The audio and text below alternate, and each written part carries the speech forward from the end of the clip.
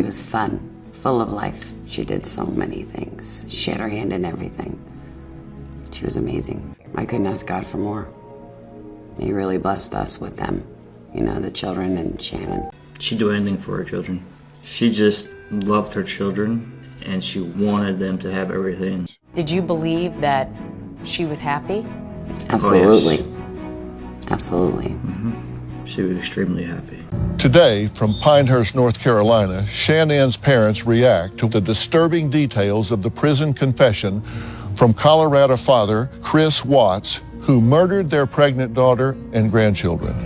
We have been following this tragic story since it first broke. So glad to meet you guys, and so terribly sorry for the circumstance. Thank you. I want to focus on Shanann and Bella and Celeste and Nico and all of y'all. You've been told what that confession contained, right? Yes.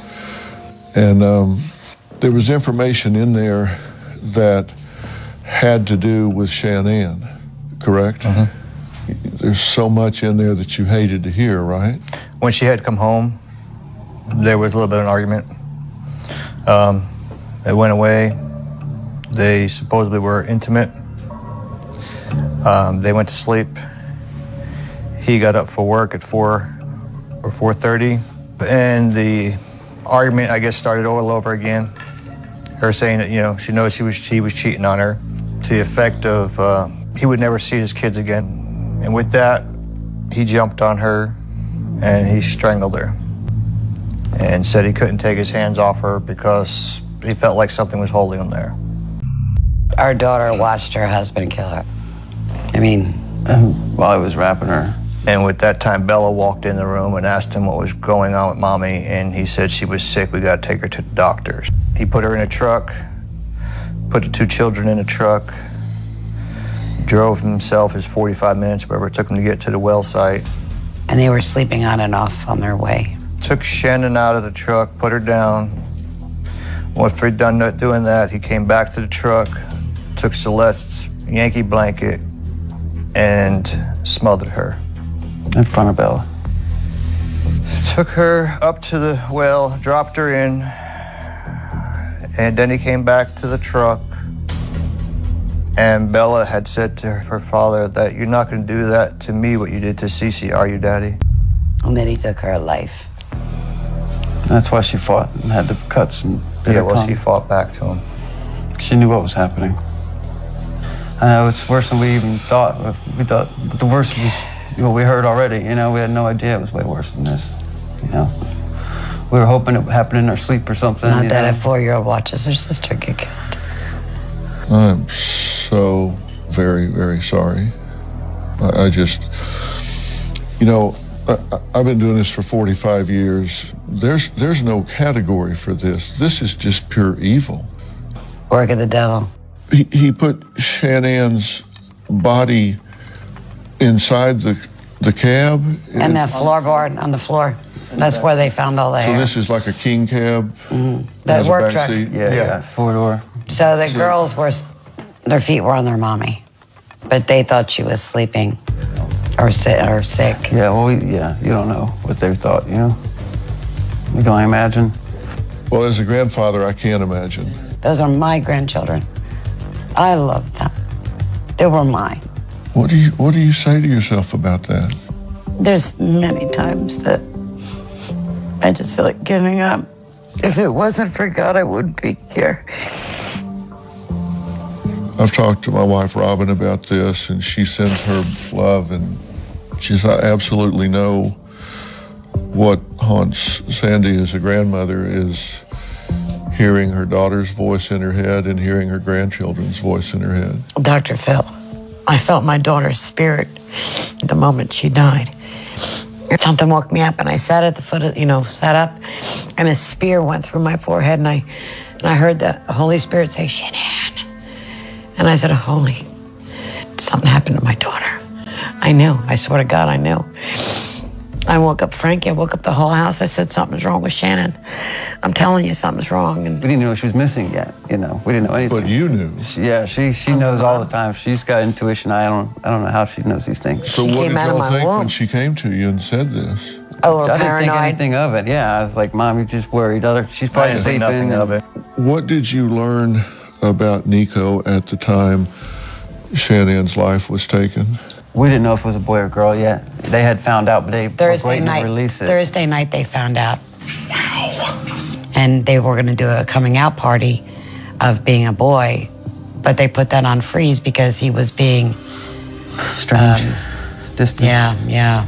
And so the baby was alive when her life was taken? Yes. And Chris was saying, to protect himself, that the baby wasn't his. And then they tried to say that the baby wasn't alive. So I had to give rights of my grandson to the place to prove that the baby was alive and it was Chris's. And so there's a medical report now that confirms that? Absolutely. Yes. So we know now that the baby was alive. Yes. And the baby was Chris's. Yes. So we have 3 children murdered here, not 2. That's right. You had a real strong connection as a grandmother to Bella and Cece, right? Absolutely. We know that Cece was murdered with her blanket. Yes. That she loved so much. Yes. Do you torture yourself with wondering what they were thinking in those final Every moments? second of my life. And what do you say to yourself? That they were screaming for their mom and us. No doubt in my mind. I dream about it all the time. I say to Frankie every day, I bet you she was screaming for her Nana and her Uncle Frankie and her Pop-Up. No doubt in my mind. We lived with them for 15 months. Our daughter had lupus, so I closed up my salon and moved to Colorado to help my daughter with Cece. So I was there in a heartbeat. You may disagree with this, and I don't mean to impose my beliefs on anyone, but I do believe in afterlife awareness. Mm-hmm. And I do believe that Shanann and Nico and Bella and Cece have access. And What did they say to me? And what did Cece say? The first night when they found Shannon's body. I'm going to be honest with you, Dr. Phil. I was laying in the bed weeping so hard, talking to God, and I said, you know, I could just end my life now and go find my daughter. I had fallen asleep. The next morning, I get a phone call, and they found Shannon's body. I said, do you want me to identify her on the phone? And he said, yeah, you could do that. And I said, is she beautiful? He said, yes. I said, does she have black hair? And he said, yes. And I said, then you have my daughter. That night, I was laying in bed, and I just felt a presence, and I heard my daughter. I felt her, and I heard her say, I love you, Mommy, and I'm sorry. She told me she was at peace. I finally fell asleep with my daughter at my presence, and she slept with me. I just felt her. The following day, I get a phone call, and they said, Sandy, we found your granddaughter, but we're not sure which one. And I said, Bella's a little taller. She's pretty slimmer. She don't get a little belly. And if you pull her hair up a little bit, because I do their hair, and it would be so long, you know. And then I realized all the oil, they would never know. So they said, who's the one that wears a pull-up? Right. And I said, that would be Cece. They said, well, then we have Cece. And I said, well, keep going. I said, find my Bella. And 2 hours later, they did. It was hard for them to even tell us. You know, you could hear it in their voices. I couldn't imagine trying to be in their shoes, trying to tell the parents what they just found. Yeah. And it was 2 hours later that they said they had found she was Bella. at the bottom of the drum. And their skin was falling off as they were trying to get them out. Everybody needed so much therapy after that. Our hearts just go out to all of them that work so damn hard on this case. And you felt Cece and Bella's presence. I felt Cece's presence. She was first. And she goes, hi, Nana. And I could see her, but in my mind, you know, but I could hear her. And she said, you've been always so good to us, Nana. And we love you with our soul. And I always took their face and kissed them all over. And she grabbed my face and just kissed me all over. And Shanann said, it's okay now. And we gave kisses, and she turns her to her left. And then Bella came in, and Bella went like kind of like, hi, Nana, you know, just like the way she, I don't know, just the way she did it, yeah. And she said, guess what, Nana? And I said, what, Bella? And she said, I can go to Walt Disney World anytime I want. And I said, that's right, Bella. That's right. She thanked us for loving her so much. And that's how you remember those two? Yes, after I saw Bella and Cece, and then Shanann was standing there. I could see her body, but like kind of like see-through, and then just her upper part turned, and then I couldn't see who was handing the baby to her, and she handed me my grandson, and looks just like Frankie. It's crazy, but looks just like Frankie. So he's beautiful. He's beautiful.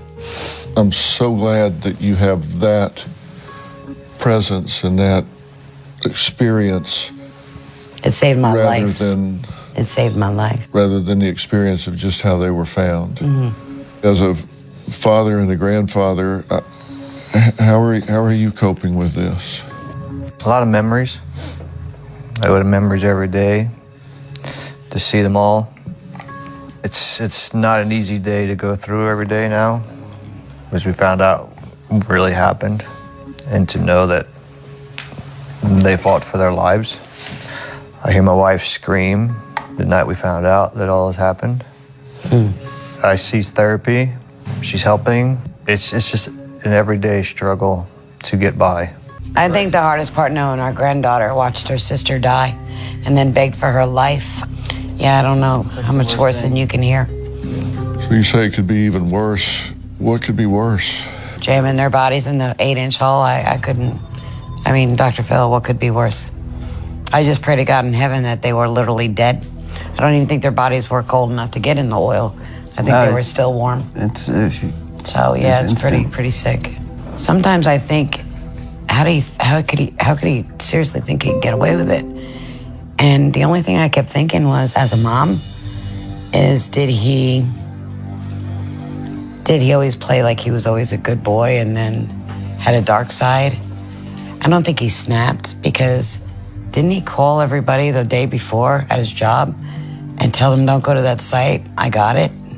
When she went missing, we still didn't think he did that until we saw the interview. It was like, when you saw the interview of him standing in the driveway, and I wanted to fly there immediately.